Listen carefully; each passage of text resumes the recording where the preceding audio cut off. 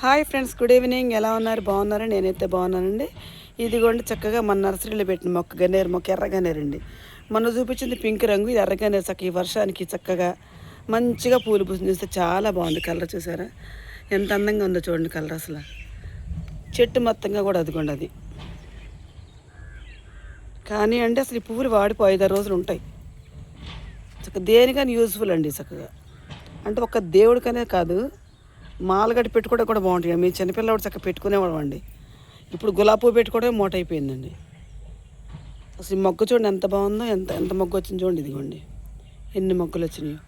చెట్టు అంతా కూడా ఇదే చిగురుతో వచ్చిందండి. ఇదిగోండి చూసారా. కానీ ఈ పూలన్నీ పూసి చెట్టు మొత్తం మనం వీడియో తీసుకున్నాం, చూస్తారండి. మన నర్సరీ చెట్టు దానికన్నా ఎక్సలెంట్గా ఉంటుందండి. ఇది ఎంత మంచిగా అనిపిస్తుంది చూసారు కలరు. మార్నింగ్ 9 నుంచి అసలు ఈరోజు పిల్లలు స్కూల్ పంపించి కానీ చేద్దాం అనుకున్నాను. ఈ టైం కుదిరిందండి. సాయంత్రం 4:30 అవుతుంది. చల్లగా ఉందండి వాతావరణం, చల్లటి గాలి మంచిగా అనిపిస్తుంది.